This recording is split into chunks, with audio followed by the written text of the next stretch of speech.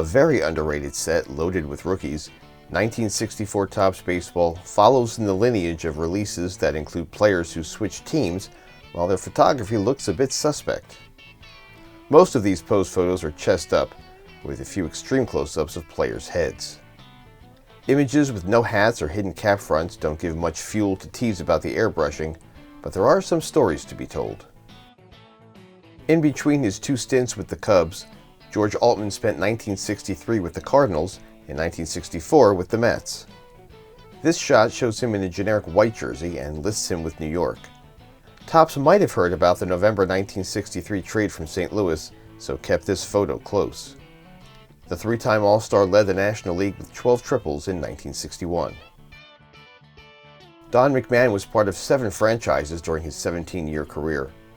After a mediocre 2-year stint with Houston, he was traded to Cleveland in September of 1963. The front of this card mentions Indians, and the last line on back lists the Colt 45s. Don picked up 28 saves in 140 appearances with the Tribe. Amado Samuel spent just 3 seasons in the big leagues. He was purchased by the Mets from Milwaukee and spent his final year there. He never appeared in more than 76 games in any campaign, and here is shown wearing a Braves jersey, though the Queens franchise is printed on top. Bubba Phillips started and ended his 10-year career with the Tigers. 1961 was his best season, as he slugged 18 homers and drove in 72. He played in Detroit during 1963, as is listed on both sides of this card. So why is his helmet airbrushed? This picture might have been taken while he was a member of the Indians or White Sox. Nice of Topps to keep up with their photography. Another player who finished up with Detroit was Jerry Lump. The infielder picked up 6 hits in his 2 World Series appearances. Here he's on his way to Detroit from Kansas City, but Topps forgot to tell him he was still wearing an A's uniform. Perhaps the late November 1963 trade had something to do with it. 11-time All-Star Del Crandall was an all-important figure in Braves history. He jumped between 3 other franchises during the last 3 years of his career. San Francisco was the first, and though this 1964 card advertises the Giants, a keen eye can discern the Milwaukee Threads. Dave Wickersham was involved in the same Kansas City trade as Jerry Lump mentioned earlier. I wouldn't be surprised if Topps scheduled their photo sessions the same day. Dave picked up 19 wins in his first season with the Tigers, and by 1969 found himself back in Kansas City with a new franchise, the Royals. Catcher Jim Coker had a tough time behind the plate, posting a career .983 fielding percentage and allowing 55 stolen bases in 1960. He was traded or purchased 5 times in a 2-year stretch from 1962 to 64. He's still in his Giants uniform before heading to the Cardinals. However, he didn't play 1 game for St. Louis, as the Birds traded him to the Reds just as the 1964 season started. "Thank goodness we told Barry to tilt his cap all the way back," said one Topps editor. Latman was traded in December of 1963 from Cleveland to Los Angeles.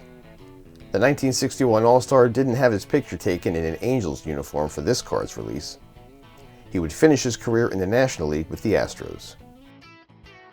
Hal Smith finished up his career with the Reds, only appearing in 32 games, hitting a paltry .121. Another catcher who struggled defensively, he only threw out 37% of base runners over the course of 10 seasons. Here he's shown finishing up his time in Houston. Or is he? Honestly, I can't determine what franchise this jersey is representing. Hal was released by the Colts in October of 1963 and didn't sign with the Reds until 8 weeks later. An original Met, Roger Craig led the majors in losses each of his 2 seasons in New York. His numbers were much better with the Dodgers, but this card advertises a new trip to St. Louis to join the soon-to-be champion Cardinals. An airbrushed cap and pinstripe jersey doesn't fit the narrative here, and Roger would join 2 more franchises before his career ended. Another early Met, Ken McKenzie, joined the Cards a few months earlier than our previous entry. By the time the 1963 season concluded, Ken was on his way to the Giants in exchange for Jim Coker, who also was mentioned earlier. The Southpaw never appeared in more than 42 games in any season, and his 5 wins in 1962 was a career high. What a small world. I mentioned Del Crandall going to the Giants earlier. Bob Shaw was also in that deal from Milwaukee to the Bay Area. I suppose no cap in this photo is okay, but the Braves uniform is quite jarring. An 18-game winner in 1959, he finished third in the Cy Young voting that year. He had split time between clubs in 4 different seasons. Another Met? Well, yes and no.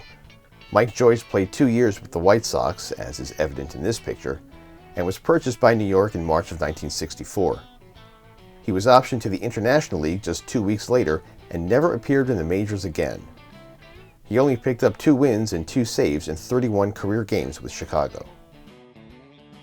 The other side of another trade involving Jim Coker is Bob Uecker.